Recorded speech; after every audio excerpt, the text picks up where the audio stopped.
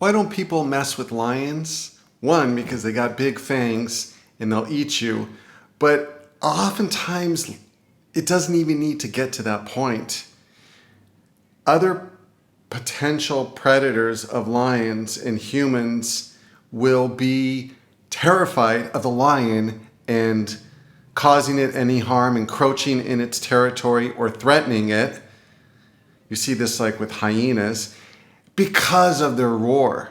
Their roar sends such a message like, don't F with me. Don't even try it. And it puts a sense of fear and respect in the other animals in the jungle. And we as humans, if we don't show our fangs, if we don't roar, we will get taken advantage of. And I see this in coaching. I see this in my personal life. I see this with friends and family. I see this in politics. You see it everywhere. People will test you and see what they can get away with, how far they can push you. And unfortunately, the majority of people don't want to make a scene, don't want to push back, don't want to set boundaries. They want to avoid confrontation. They want to stay within their comfort zone. And they default to nice guy, nice woman, people-pleasing syndrome. And it is so debilitating and unfulfilling. It robs you of joy. It robs you of confidence. It robs you of authenticity. And people will test you. And when they see they can get away with something small, then they'll push the boundary a little further and see if they can get away with that. If they can get away with that, they'll push the boundary a little further. And we have to start tapping into our darker nature and channel it in a healthy, productive way. I'm not saying you have to have these huge blowout arguments. I'm not saying that you have to start yelling at people. I'm not saying your face has to turn red with fuming with anger like a volcano that's ready to explode. What I'm saying is there is a calm, cool confidence that people will pick up through your body language, through the tone of your voice, through your actions, through the words that you say, through the way you say it, that screams, don't mess with me. I mean business. Don't mess with me and don't take advantage of me. And I'm not talking about physical confrontation. I'm just talking about social hierarchy. And when we default to people pleasing or nice guy or worrying about offending someone or saying the wrong thing, we become much lower on that social hierarchy, and people know it, and they will treat us accordingly. Please don't fall in this trap. Look at it as an opportunity to grow and strengthen that muscle of courage, veracity, tenacity, strength, alpha energy, male or female. And it takes practice. You really want to start with small little things and gradually work your way up. So sending the food back if it's unsatisfactory at the restaurant. And then not being intimidated when there is a hierarchical power differential. So if you're going to the doctor's office and the doctor is just trying to get you in and out, wants to prescribe. I've had this is such a great opportunity to practice being assertive. When I go to the doctor's office, they're not in charge. I'm the one who's in charge. I'm the customer. I'm the one that's paying a huge amount of money in either in insurance premiums, co-payments, and yet we all default like, oh, you're the doctor, whatever you say goes. I don't want to upset the doctor. I want to believe everything he says is in my best interest. Keep in mind, it's a money-making business. Now, yes, there are good, honest doctors out there, but it's a business. And so that is a great place. I have clients. By the way, my name for new viewers, my name is Steve. I'm a life coach. I've been coaching for 10 years. Highly recommend life coaching. Everybody will benefit from it. And my prices are extremely affordable, ridiculously affordable, and it's life-changing. And I've had clients that say, oh, I've watched your videos 2, 3, 4 years. Why didn't I contact you sooner? And it is really powerful process. And almost I have students who have life coaching, so really anybody can afford it. The consultation is absolutely free. The first session is 50% off, and there is absolutely no obligation. And we really focus on these types of issues, a lot of inner work. And I tell clients, when you focus on the inner work, the external takes care of itself. And so that's what we do. Back to the doctor's office. That's one place that's really, one of the places, is really great place to practice assertiveness. I'll have clients that will say, oh, the doctor just rushed me in and out and didn't even take care of the issue that I originally came. Or they want to run a whole bunch of expensive tests that are going to cost me a lot of money in deductibles. Or they will say that I've had this happen. You go to the doctor and you say, I'm struggling, I'm having this symptom, I'm coughing, or whatever it is that you're, the issue that you're having. And the first thing they do is write you a prescription. Here, take this pill, take that pill. Not once do they ask about, hey, tell me about your diet. Tell me about your exercise. Tell me about your sleep. Tell me about, are you getting out and getting enough sunlight, fresh air? Tell me about your stress levels. All these things are not being addressed. And so we have to be assertive.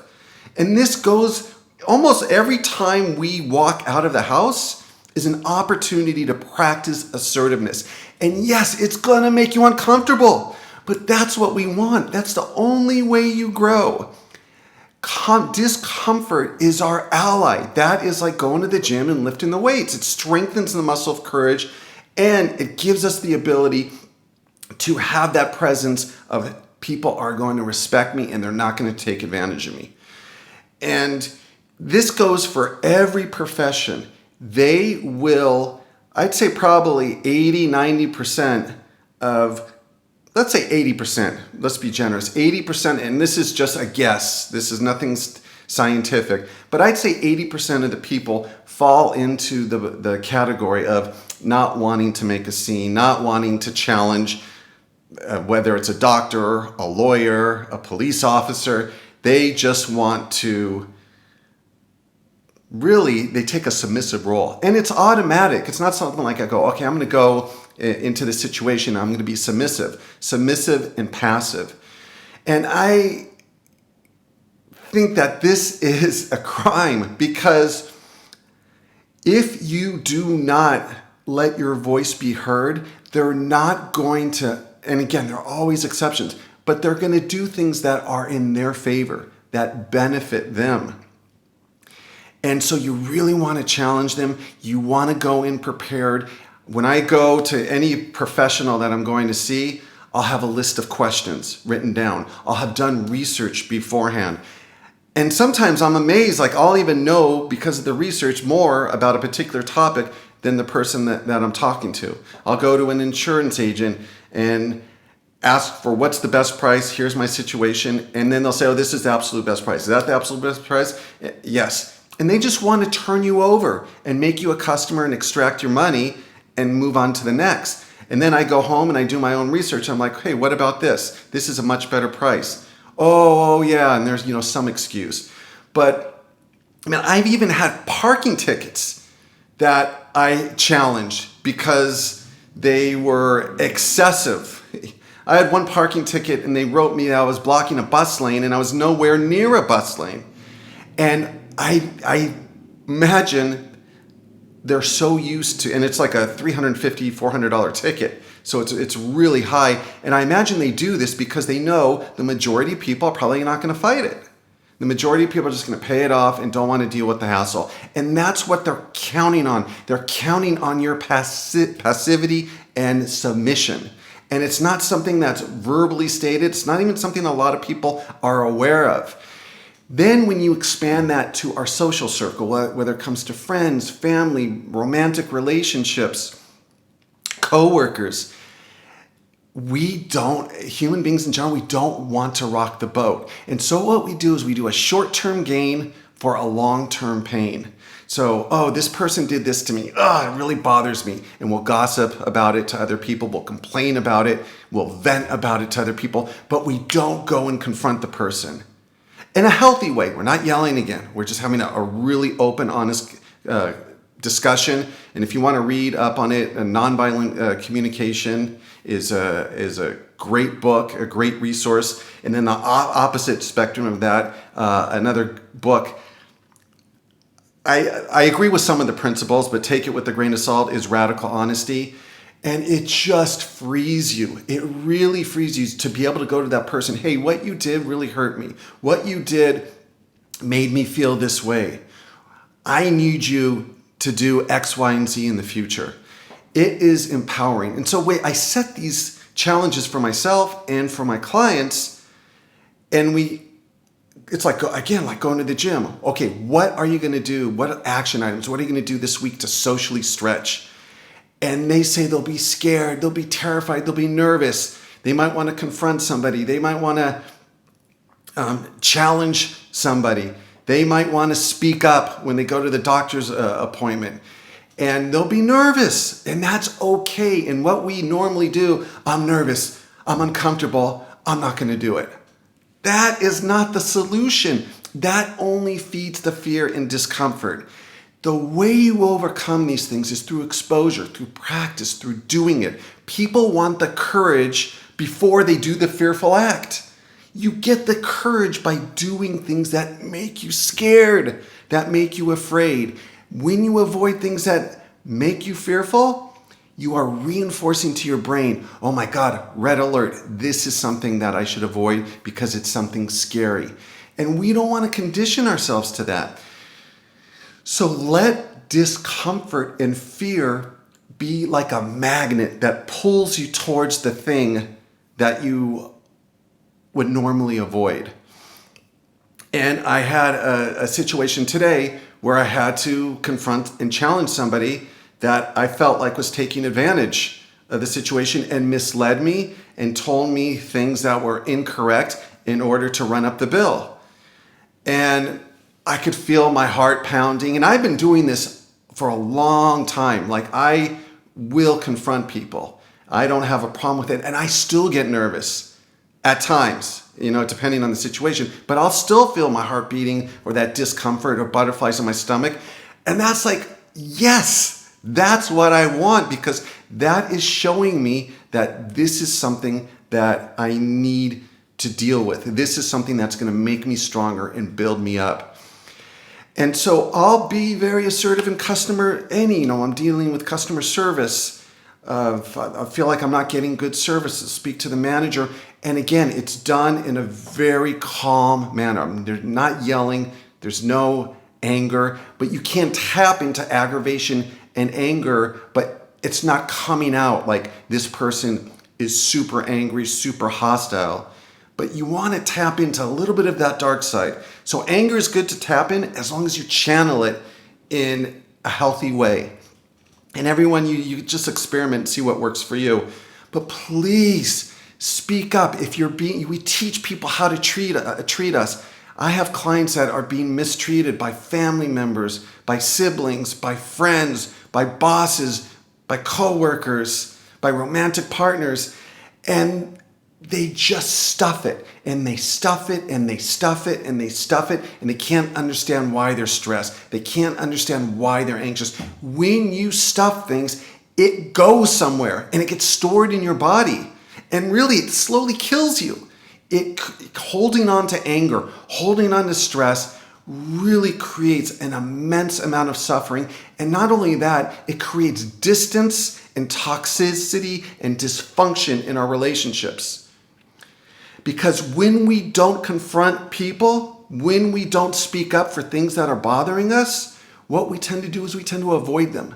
And they probably don't even know why we're avoiding them.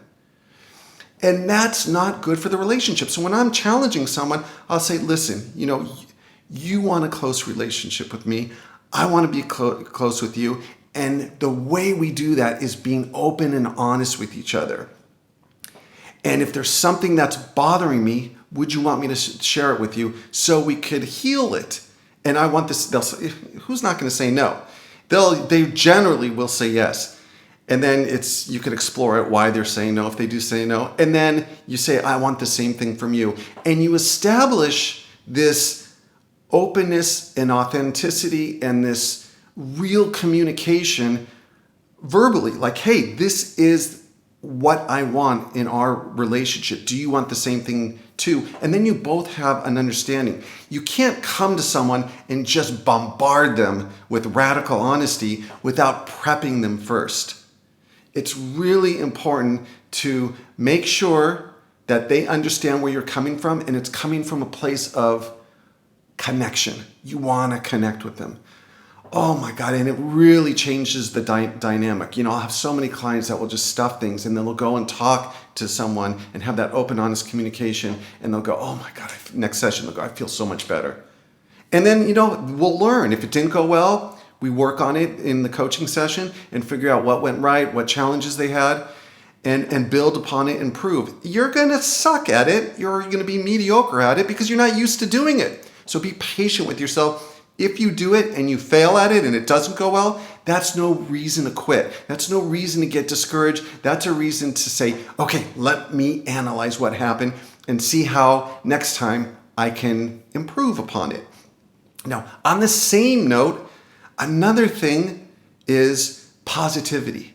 We want to, just as if I'm not getting good customer service or someone's trying to take advantage of me, I'll speak up. But when I get good customer service, I almost always will ask to speak to the manager. I'll compliment them. And when you give a compliment, don't say, hey, you give good customer service. Be specific. Hey, I really like how patient you were with all my questions. I really liked your knowledge. You really knew the answers to everything. I really liked your energy. You were very friendly and warm to me and made me feel like I was your only customer the whole day. They appreciate that. And then, talking to their manager, writing an email, a flattering email. So that is just as important as well, is letting people know when they're doing a good job, when they're treating you well, and on the flip side, when they're not treating you well or they're disrespecting you, having a healthy conversation about that and setting boundaries. It will set you free. We have got to stop this addiction to comfort. The problem is we spend so much time on screens that we lose the sharpness and that edge and the skills that we need to develop that can only be developed out in the real world. So I implore you all every day, and it's even good to track it. Every day ask yourself, what can I do to make myself uncomfortable today? You'll feel exhilarated. Start small and then work your way up, and you'll be amazed at the results. And I've had people that are like massive people pleasers, very insecure clients, and we start small, and it's like going to the gym. They grab, those transformational pictures or videos you see on the internet. People start and they're like all overweight or they don't have any muscles, and then they start building muscle and you see the transformation over time. That's what happens, and that's what we all have access to if we start confronting our fears. Yeah, thanks for listening. I would love your comments of your personal experiences and what stops you from being more assertive. What stops you from setting boundaries with people? If you could put that in the comments, and maybe some of your victories as well and your successes. As always, I appreciate all your support for the channel. You've given me some amazing comments that really encourage me to continue making videos. And if you are interested in life coaching, my email address is in the description. Just shoot me an email, and it's absolutely, there's no pressure whatsoever. And if it's something you don't feel you get value with, which rarely happens, but it's no problem. Give it a try. And the nice thing in coaching is to practice that type of relationship where I'm going to be really honest with you, and I want you to be really honest with me. And it's very, very freeing. And then if you, again, if you do like the channel and want to support it, there's a PayPal link. If you'd like to make a small donation, it's greatly appreciated. And until next time, thanks again for all your support. Goodbye.